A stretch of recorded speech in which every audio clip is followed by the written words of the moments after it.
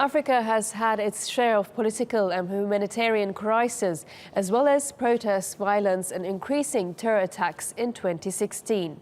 Many countries are facing tougher times economically as well. That hasn't been helped by political instability. Fidelis Mubah takes a look at some highlights from across Africa this year.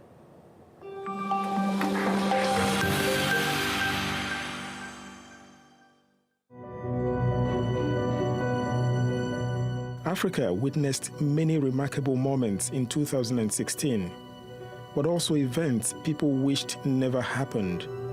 And 2016 was not kind to everyone. Boko Haram continues to be active in Niger, Chad and Cameroon, as well as in Nigeria, despite a multinational force set up to confront them. Boko Haram split into two factions with the emergence of a new leader. But that did not stop the terror group from killing and kidnapping thousands of people. Another terror group in East Africa, Al-Shabaab, engaged in high-impact attacks in Somalia and Kenya and reclaimed some lost territories in Somalia. The conflict in the Lake Chad Basin continues to bother Nigeria, Cameroon, Niger, and Chad, as well as around 8 million people who have been displaced because of it. And the UN says nearly 7 million people need food. Many of them have left with nothing, so they have no way of supporting themselves, meaning that a huge unseen hunger crisis has developed. We're expecting 400,000 children to face severe acute malnutrition, which is life-threatening without treatment in the next year, unless the response is hugely scaled up. Thousands of those displaced have managed to migrate to Europe, but many more have died while trying to cross the Sahara Desert and the Mediterranean Sea. Drought and record high temperatures across eastern and southern Africa have devastated farms, killed off livestock and crippled food production, which has led to massive food shortages. More than 35 million people now face hunger.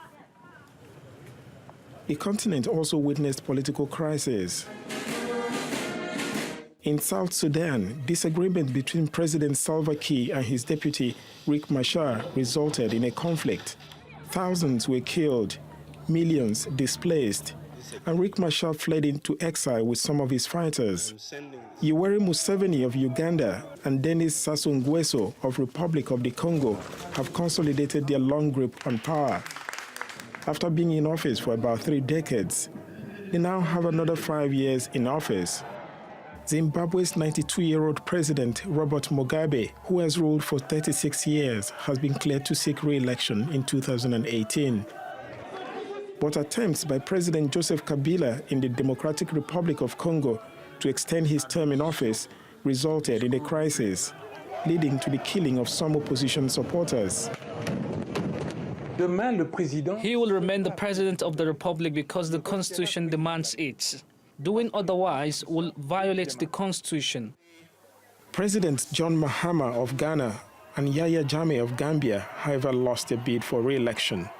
In South Africa, President Jacob Zuma survived a no-confidence vote, but he was ordered to repay a fraction of the state money he used to renovate his home.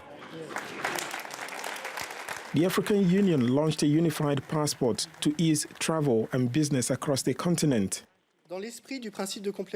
Burundi, South Africa and the Gambia signified their intention to withdraw from the International Criminal Court. They accused the ICC of bias.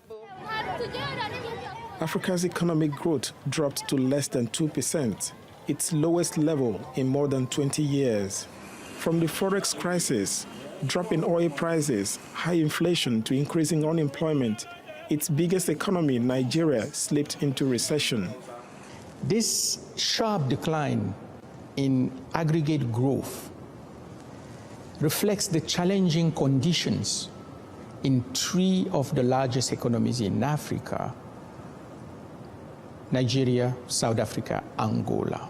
And that's how most people will remember the past year, as one of economic hardship. It occupies their thoughts far greater than the threat of terror or the idea of escaping to Europe.